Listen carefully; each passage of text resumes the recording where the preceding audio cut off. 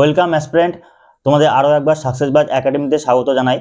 আজকে যেমনটা তোমরা সবাই জানো যে আজকে শুভ বছরের সূচনা, শুভ নতুন ইংরেজি বছরের সূচনা।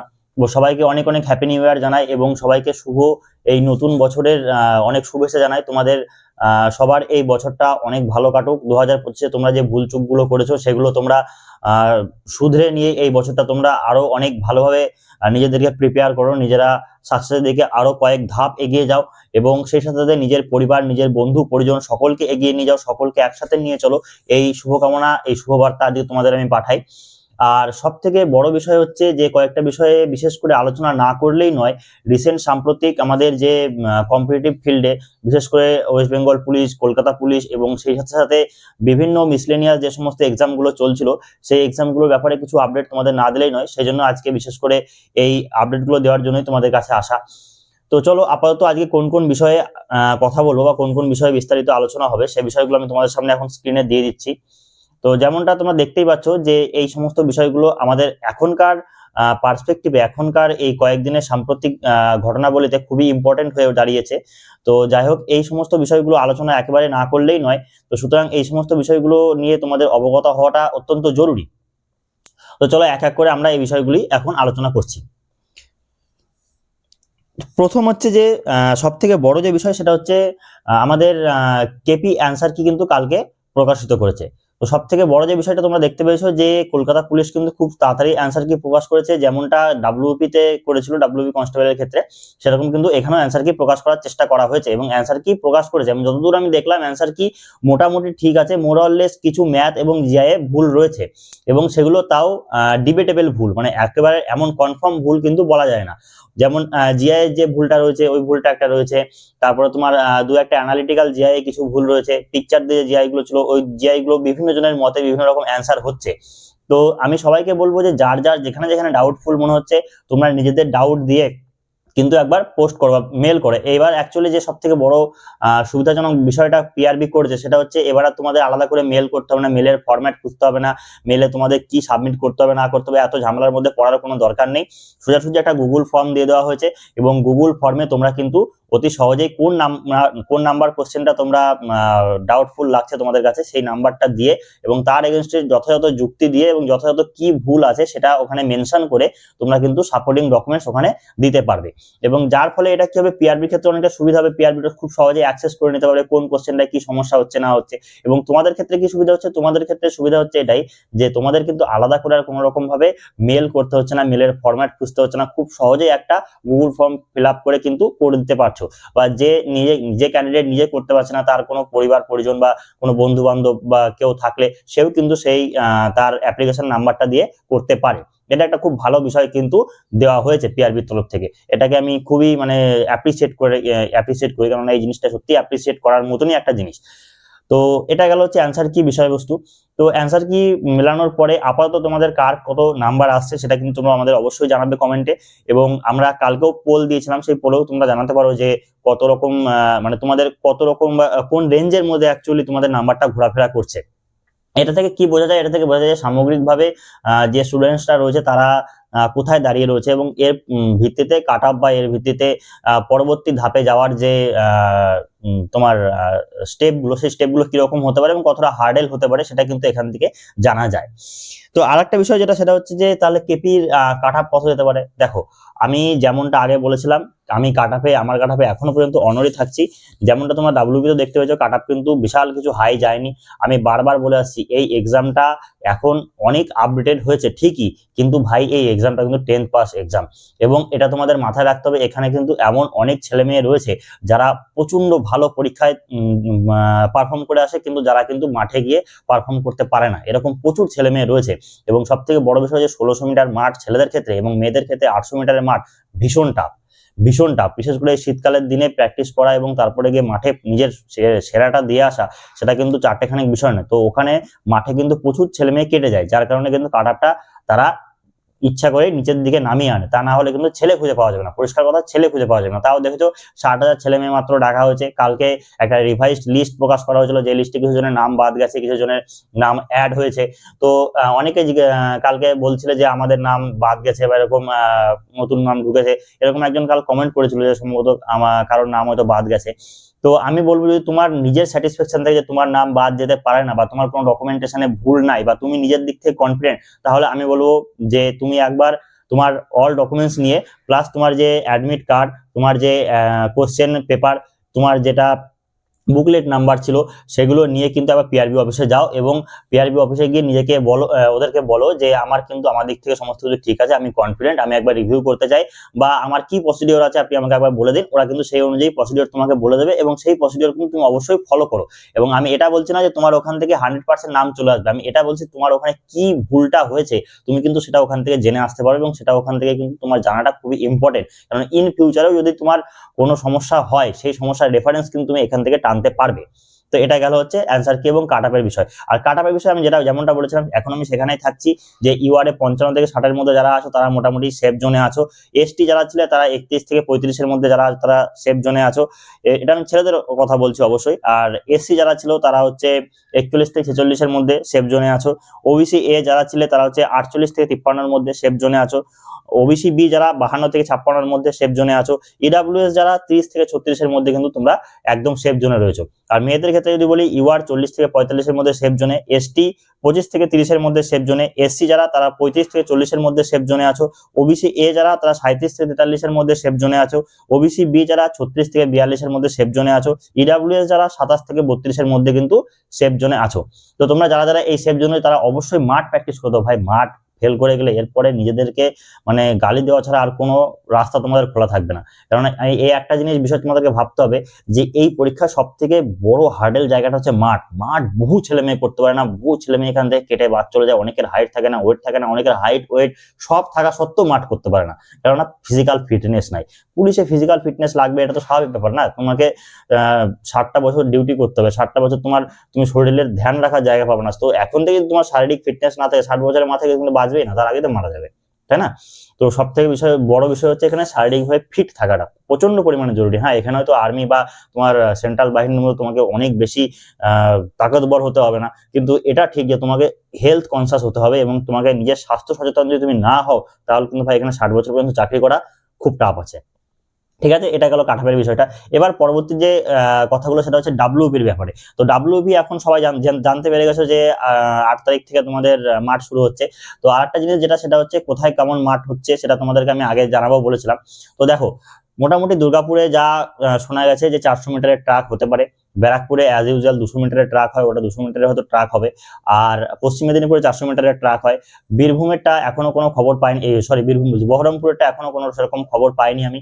যদি খবর পাই আমি তোমাদেরকে অবশ্যই জানানোর চেষ্টা করবো। তোমরা যদি কেউ জানতে পেরে থাকো কনফার্ম, আমি বলছি না ভাই কানা ঘুষো হাওয়ায় অনেক কিছু ভাসে, কিন্তু তোমাদের কাছে যদি কারো কনফার্ম নিউজ থাকে যে বীরভূমে বা বীরভূম বলছি, বহরমপুরে তোমাদের কিরকম ধরনের মাঠ হতে চলেছে বা এই বহরমপুর যে মুর্শিদাবাদ রেঞ্জের যে মাঠটা হচ্ছে সেখানে কিরকম কি মাঠ হতে চলেছে সেটা কিন্তু তোমরা আমাকে অবশ্যই জানিও। এবং অম্বিকানগর পাশে এখানে, তো এই অম্বিকানগরের মাঠ যেটা আছে সেটা হচ্ছে তোমার 200 মিটারের ট্রাক হচ্ছে। আমি চেষ্টা করবো অম্বিকানগরে কোনো একদিন গিয়ে তোমাদের মাঠ দেখানো, যদি আমার কাছে পসিবল হয় তবে, ঠিক আছে। তো এটা গেল মাঠের বিষয়টা। আর সব থেকে বড় বিষয় হচ্ছে বহু জনের এখন সব থেকে বড় কনফিউশনের জায়গা এটা যে দাদা আমি তো এসসি ক্যান্ডিডেট, আমি ডাব্লিউবিতে মোটামুটি 46-47 পেয়েছি, আমি কি ফাইনাল কাট আপে পাবো? দেখো ভাই, সেম ঘটনা সবার ক্ষেত্রে ঘটে, আমি সবার রেসপেক্টিভে বললাম না, সবাই নিজের নিজের জায়গাটা বুঝে নাও যে কার কিরকম অনুযায়ী নাম্বারটা রয়েছে। তো আমি এটুকু বলবো যাদের কাছে কাট আপের থেকে মোটামুটি 7-8 নাম্বার বেশি রয়েছে তারা কিন্তু ধরে নাও তোমাদের কাছে 70 থেকে 90% চান্স যে তোমরা ফাইনাল কাট আপে আসবে। আমার নিজেরও কিন্তু মোটামুটি 7 থেকে 8 নাম্বার মতো বেশি ছিল, আমি ফাইনাল কাট আপে এসেছি। এখানে তোমাদের একটা জিনিস মাথায় রাখতে হবে, তোমাকে ইন্টারভিউতে একটু এক্সিলেন্ট পারফরমেন্স দিতে হবে এবং ইন্টারভিউতে কি করে এক্সিলেন্ট পারফরমেন্স দেবে সেই বিষয়ে আমি তোমাদের গাইড করব। আমি নিজে বলছি, আমি ডাব্লিউপি ইন্টারভিউতে 2023 যখন ইন্টারভিউ হয়েছিল, 2023 ইন্টারভিউয়ে আমি নিজে 15-এর মধ্যে 13+ পাওয়া ক্যান্ডিডেট। আমি জানি যে ওইখানে ইন্টারভিউ বোর্ড মেম্বারদের কিভাবে হ্যান্ডেল করতে হয়, ওখানে ইন্টারভিউ বোর্ড মেম্বারদের সামনে ভুল করে ফেলার পরে নিজেকে ওই মুহূর্তে কি করে কামব্যাক করতে হয় এবং সেই কামব্যাক করার ফলে তাদের ইমপ্রেশন কতটা তাদের ইমপ্রেশন কতটা গেইন করা যায় এবং তাদেরকে কতটা ইমপ্রেসিভ করা যায়, কতটা ইমপ্রেস করা যায়, সেইটা কিন্তু তোমাদেরকে জানতে হবে, তোমাদেরকে বুঝতে হবে। দেখো ইউটিউবে টিচার থেকে শুরু করে অনেকে আছে যারা তোমাকে খুব ভালো গাইড করে, আমি বলছি না কেউ খারাপ গাইড করে, সবাই প্রচন্ড ভালো গাইড করে, সবাই প্রচন্ড ভালো তোমাদেরকে তৈরি করে দিতে পারবে। কিন্তু একজন মানুষ যে ইন্টারভিউ নিজে ফেস করে এসছে এবং সেখানে সেই যে বোর্ডটা, সেই বোর্ডে তাদের প্রত্যেকটা মেম্বারের কেমন অ্যাটিটিউড থাকে, তারা কিভাবে দাঁড়িয়ে থাকে, সেই যে পার্সোনাল যে তোমার এক্সপিরিয়েন্স, সেই এক্সপিরিয়েন্সটা কিন্তু কারোর কাছে নেই। কোনো টিচার কিন্তু ওই এক্সপিরিয়েন্সটা ফেস করে আসেনি। ওই এক্সপিরিয়েন্সটা আমি ফেস করে এসেছি। ওই এক্সপিরিয়েন্সটা আমি জানি ওইখানে কি বললে তোমাকে প্রায়োরিটি পাবে, কি বললে তুমি ওখানে নিজেকে আরো বেশি অ্যাট্রাকটিভ করে তুলতে পারবে, কি বললে তোমার ভুলগুলো তুমি ওই ইনস্ট্যান্ট সংশোধন করতে পারবে। তো এই বিষয়গুলো আমি তোমাদের অবশ্যই জানাবো। আমি প্রথমে যখন, আমি তোমাদের ছোট্ট করে বলি, আমি প্রথম যখন ইন্টারভিউ ঘরে ঢুকি, আমি মানে এতটা কনফিউজ হয়ে গেছিলাম, এতটা নার্ভাস হয়ে গেছিলাম, ওইখানে বসার পরে যে থ্যাংক ইউ বলতে হয় না, ওই কথাটা আমি ভুলে গেছিলাম। কিন্তু আমার হুট করে মাথায় খেলে যায় যে বসার পরে তো থ্যাংক ইউ বলতে, আমি বসার মোটামুটি তখন ধরো 5-7 সেকেন্ড হয়ে গেছে। অ্যাজ ইউজুয়ালি বসার সঙ্গে সঙ্গে বা বসার একটুখানির মধ্যেই বলে দিতে হয়, 1-2 সেকেন্ডের মধ্যে বলতে হয় যে থ্যাংক ইউ স্যার বা থ্যাংক ইউ ম্যাডাম, যে তোমাকে বসতে পারে, তাকে অভিবাদন জানানোটা জরুরি। কিন্তু আমার কিন্তু 7-8 সেকেন্ড পরে ওটা মাথায় খেলেছে। আমি কিন্তু তখনই বলেছি যে থ্যাংক ইউ স্যার। তো ওরা তখন বুঝতে পেরেছে ছেলেটা একটু নার্ভাস আছে, ঠিক আছে। তো ওই যে আমার নার্ভাসনেসটা, আমি যখন নার্ভাস ছিলাম ওরা আমাকে আরো নার্ভাস করার চেষ্টা করেছে, ঠিক আছে। কিন্তু ওই নার্ভাসনেসটা কি করে তুমি কাটিয়ে উঠবে, ওই যে পার্সোনাল মোমেন্টটা, ওই যে পার্টিকুলার মোমেন্টটা, ওই যে পার্সোনাল এক্সপিরিয়েন্সটা, সেটা কিন্তু আমার আছে।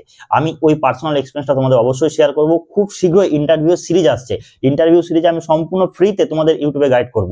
আমি বারবার বলে দিচ্ছি, ইন্টারভিউ সব থেকে বেস্ট গাইড আমি দেওয়ার চেষ্টা করব, এবং বেস্ট গাইডের মধ্যে তোমরা মানে নিজেদেরকে বেস্ট ভাবে প্রিপেয়ার করতে পারবে, এটুকু আমি তোমাদের কথা দিতে পারি, ঠিক আছে। তো এটা গেল হচ্ছে ইন্টারভিউ এর বিষয়টা। আর সব থেকে বড় বিষয় হচ্ছে তোমাদের অনেকে যারা দুর্ভাগ্যবশত পাওনি, তাও আমি দেখো বলবো, তোমরা যারা পাওনি তাদের ভাই প্রচুর মেহনত করার জরুরত আছে। এবং অনেকের, আমি বুঝি এটা যে অনেকের সময় সুযোগ সবকিছু সমানভাবে কাজ করে না, কারণ আমিও যখন প্রিপারেশন নিই তখন আমারও সব পরিস্থিতি সবার সমান থাকে না। বাড়ির ফ্যামিলি কন্ডিশন থেকে শুরু করে বাড়ির ফাইন্যান্সিয়াল কন্ডিশন, সমস্ত কিছু কিন্তু সবার সবসময় সমান থাকে না। তো সেই সব ভিত্তিতে যারা দুর্ভাগ্যবশত কেটে গেছো, যারা দুর্ভাগ্যবশত ফেল করে গেছো, তাদের কাছে নতুন অপরচুনিটি 2026 আসছে। দেখো ভাই, সব থেকে বড় বিষয়, যে যা বলছে বলে যাক, 2024 ইলেকশন আছে। ইলেকশনের আগে প্রচুর ভ্যাকেন্সি আসে, আমরা আগেও দেখেছি, এখনো দেখবো, আবার আসতে চলেছে। এবং সব থেকে বড় বিষয় হচ্ছে, মোটামুটি ধরে রাখো ওয়েস্ট বেঙ্গল পুলিশ কনস্টেবলে প্রায় 10,000 প্লাস ভ্যাকেন্সি আসতে চলেছে। এই 10,000 প্লাস ভ্যাকেন্সি থেকে একটা সিট তোমার। এই নিজেকে এই কনফিডেন্সটা নিয়ে আসতে হবে যে ওই একটা সিট আমার, ওই একটা সিটে আমি লড়বো, বাকি সব সিট বাকি জনের, কিন্তু একটা সিট ওখানকার আমার। সিমিলারলি তোমার সাব ইন্সপেক্টরের প্রচুর ভ্যাকেন্সি আছে। সাব ইন্সপেক্টরের প্রায় মোটামুটি ধরে নাও 1000 প্লাস বা 1300-1400 কাছাকাছি ভ্যাকেন্সি আছে। এক্সাক্ট ফিগার কেউ জানে না, যারা বলছে সবাই অনুমানের ভিত্তিতে বলছে, কিন্তু আমি মোটামুটি বললাম যে 1300-1400 কাছাকাছি কিন্তু ভ্যাকেন্সি আসতে চলেছে, বা 1000 প্লাস তোমরা ধরে রাখতে পারো। কেপিএসআইও আসতে চলেছে, কেপি কনস্টেবলও আসতে চলেছে রেসপেক্টিভে। ঠিক সেরকম ভাবে এক্সাইজ যে রিক্রুটমেন্টটা বহু দিন ধরে ঝুলে আছে, যারা বহু দিন ধরে বলছে হ্যাঁ এক্সাইজ তো 3 বছর ধরে আসছে আসছে করছে, ভাই আসছে, আসছে মানে এবার আসছে।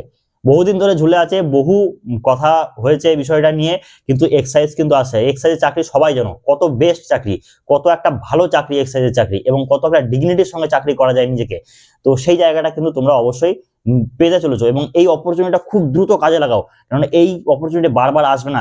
আর সব থেকে বড় বিষয়, অনেক কাছে এরকম মনে করে যে জবে ফর্ম ফিল আপ হবে তবে থেকে প্রিপারেশন নাও, জবে অ্যাডমিট কার্ড দেবে তবে থেকে প্রিপারেশন নাও। ওই কথা ভাবলে কিন্তু চলবে না, ওই দিন কিন্তু এখন আর নেই।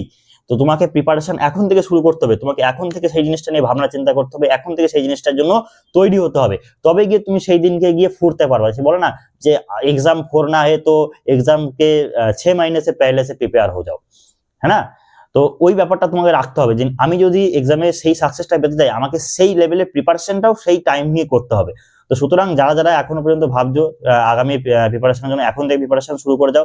বাকি যাদের এই আপকামিং এক্সাম গুলো রয়েছে, যেমন ইন্টারভিউ মাঠ, খুব খুব ভালো করে প্রিপারেশন নাও। ইন্টারভিউ সব থেকে বেস্ট গাইডলাইন আমি নিয়ে আসার চেষ্টা করবো। আমি বললাম বারবার যে বেস্ট গাইডলাইন আমি নিয়ে আসার চেষ্টা করব, এবং যারা মক ইন্টারভিউ দিতে চাও তাদেরও আমি মক ইন্টারভিউ দেওয়ানোর ব্যবস্থা করে দেবো, এটুকু আমি তোমাদের বলে দিতে পারি। এবং হয়তো নমিনাল কিছু একটা কস্ট লাগতে পারে, এবং যে সেটা লাগলেও সেটা প্রচন্ড নমিনাল রাখবো। যদি মক ইন্টারভিউ তোমরা কেউ করতে চাও, যদি আমরা সেটা করাই, তাহলে সেটা নিয়ে এখনো চিন্তা ভাবনা হয়নি, কিন্তু তোমাদের ডিমান্ডের বেসিসে আমি সেটা নিয়ে চিন্তা ভাবনা করবো। কিন্তু বেস্ট কন্ডিশন, বেস্ট কোয়ালিটি দেবো, বেস্ট কোয়ালিটি দেবো। আমার মানে পরিচিত, চেনা পরিচিতের মধ্যে, আমার বন্ধু বান্ধব এবং আমার সিনিয়রদের মধ্যে এমনও রয়েছে যারা ইউপিএসসি ইন্টারভিউ অ্যাটেন্ড করে এসছে। হ্যাঁ, কপালের জোরে সবাই ইউপিএসসি হয় না, ঠিক আছে, এবং তারা সিভিল সার্ভিসের যে ইন্টারভিউ গুলো, ডাব্লিউবিসিএস বলো, ইউপিএসসি বলো, এবং ইউপিএসসির অন্যান্য যে সমস্ত এক্সাম গুলো, সেই এক্সাম গুলোরও কিন্তু তারা ইন্টারভিউ অ্যাটেন্ড করে এসছে। ভাই এক্সপিরিয়েন্সটা ভাবো, এক্সপিরিয়েন্সটা একবার চিন্তা করার চেষ্টা করো যে ইউপিএসসির ইন্টারভিউ যে অ্যাটেন্ড করেছে তার এক্সপিরিয়েন্স কোন লেভেলে হতে পারে।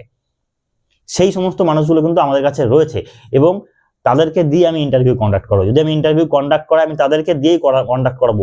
এরে গেড়ে এখান থেকে ওখান থেকে তুলে নিয়ে আসলাম তা হবে না। আর আমি যদি থাকি আমি নিজে থাকবো, আমার নিজের ইন্টারভিউ এক্সপিরিয়েন্স, আমি ওখানে কি এক্সপিরিয়েন্সটা ফেস করে এসেছি সেটা আমি অবশ্যই তোমাদের জানাবো এবং সেই অনুযায়ী আমি তোমাদের সেই পথে তোমার চালিত করার চেষ্টা করবো।